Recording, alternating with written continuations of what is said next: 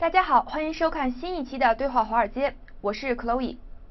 成立于1966年，曾推动乒乓外交的美中关系全国委员会是一个私立无党派的非营利性机构，旨在不断促进美中两国人民的相互了解。委员会不遗余力地开发与美中关系前沿议题相关的创新型项目。今天的节目中，我们有幸请到美中关系全国委员会的会长欧伦斯先生。那么他会为我们带来怎样的故事？请看以下的专访部分。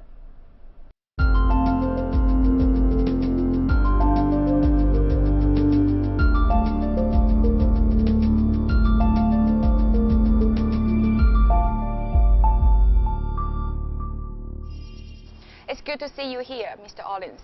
It's great to be here, Chloe. You visit China the first time 3 decades before, and now it's totally something, the new age, new era for both countries. So what can we do for the future? It's very difficult to foresee what is going to happen.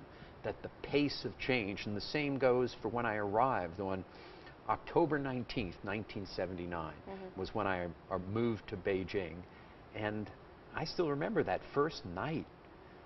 I arrived, it was a little after midnight, and I arrived at Beijing Jichang, Lao de Beijing Jichang, and I took a car to the Beijing Fandian.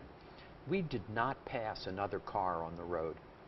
You're too young to remember. Few. There were no cars, I'm not no born other cars. That time. You were not born.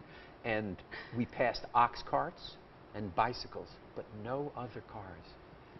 When you go there today, you may Only be in bicycles. A traffic jam Yes. after midnight. So it was such, I always feel extraordinarily fortunate that I have been present to see these enormous changes. Friends whose only good meal was received when I took them to lunch or dinner, now being wealthy, driving BMWs, having this wonderful life. And the two trends that are going to make the relationship stronger are, number one, investment. So Chinese investment in the United States is a new phenomenon, which is going to strengthen the relationship. And second, which isn't talked about that much, is the 275,000 Chinese students who are in the United States, in college, in graduate school, and are going to stay in the United States or return to China. And whichever they do, they're going to be a pillar of constructive U.S.-China relations. Some scholars pointed out about the Thucydides trap, and to give the definition to describe, the rising power may challenge the current superpower. So do you think the U.S. and China can keep the balance of those powers? It's absolutely within the control of both the governments and the peoples of the United States and China to avoid that historical trap. And I think that the fundamental interests of China and the United States will require both governments to avoid that trap. So I don't spend my days worrying that history is going to repeat itself in the United States-China relationship. I look for ways to strengthen that relationship. The Bilateral Investment Treaty, BIT, was highly expected before Xi's visit to the States. So what's the current situation about it, and what the negative listing going on that I far? am a very strong advocate of the Bilateral Investment Treaty.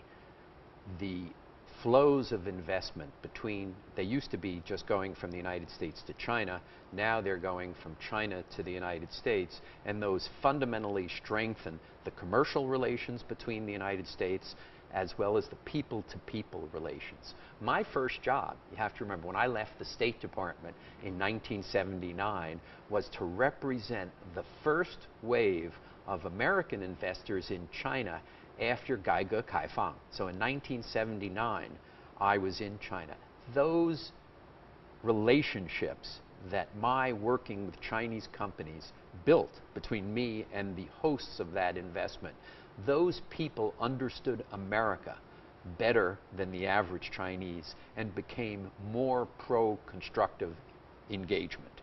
Now, 35 years later, Americans are still going there, but the shoe is also on the other foot, where Chinese are coming to the United States. The Americans who deal with the Chinese who are investing will understand China better through those investors and become more pro constructive engagement. You mentioned about the pillar between both countries, and also I noted that you experienced a high-speed train in China.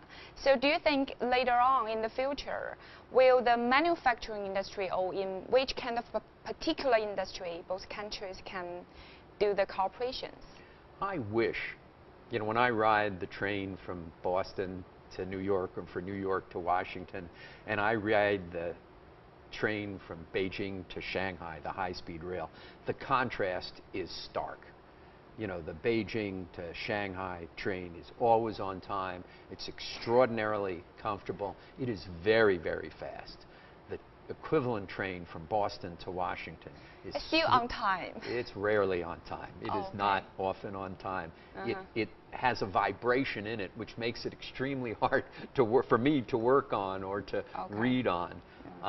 I wish that Chinese technology and capital could rebuild that track from Boston to Washington and improve the efficiency of really what is the most important corridor in the United States economically. Issues in the United States which suggest that my dream may only be a dream, it may not ever be recognized, but boy, I would do everything in my power to see if it can succeed, because it would be a remarkable symbol of U.S.-China cooperation, improving the lives not only of Chinese and China Railway Construction Corporation, but of Americans living between Boston and Washington. It pollutes less. It would reduce congestion in the airways. It would be truly wonderful. Besides of the infrastructure corporation, any other industry like the healthcare, like the high technology? Well, certainly, we're seeing, we just produced a study. There are now almost 1,900, and this is as of December 31, 2014. There are over 1,800 separate Chinese investments in the United States, which have created 85,000 jobs for Americans. We will see Chinese companies using the creativity of U.S. companies to help develop product in the United States. So a company I work with, Perfect World, which does 电脑游戏, computer gaming. Yeah. They have 600 employees in Seattle and in San Francisco, and they help to create the gaming, some of which is sold back in China, some of which is sold in the United States. So we're seeing the two economies through this investment grow closer together. We say the coming numbers between the small, medium-sized companies can, deal with those kind of the business. Yeah. A few years ago, there was a transition from the major investors being in energy and being state-owned to now the majority of investment is from private Chinese companies, not state-owned companies. So it has already pivoted from the state-owned to the private sector, just as China's economy changes from majority state-owned production to its now far and away majority private production. So investment has made a similar pivot years later, but is already in the United States. It's the private companies that are the majority investments, both in absolute dollars and in number of investments.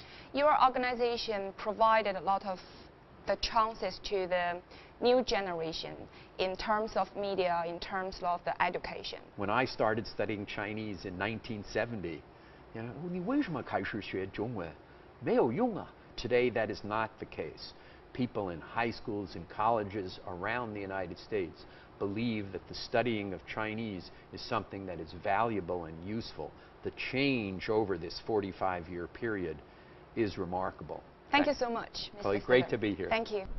欧伦斯会长表示，他会这样定义中美关系，那就是中美间可以避免修昔底德陷阱。尽管崛起中的大国和现存强权发生冲突是有历史的先例，但是新型的大国关系应是中美不会走上冲突的道路，并能维持和平状态。在谈到中美间的基础设施共建时，欧伦斯会长不禁流露出他的期许，那就是可以在不久的将来坐上中国在美修建的高铁，往返于波士顿、纽约还有华盛顿。会长表示，他会倾尽全力推进中国的高铁技术和资本用于美东最重要的交通线路，因为合作一旦达成，将惠及中美双方，并被载入史册。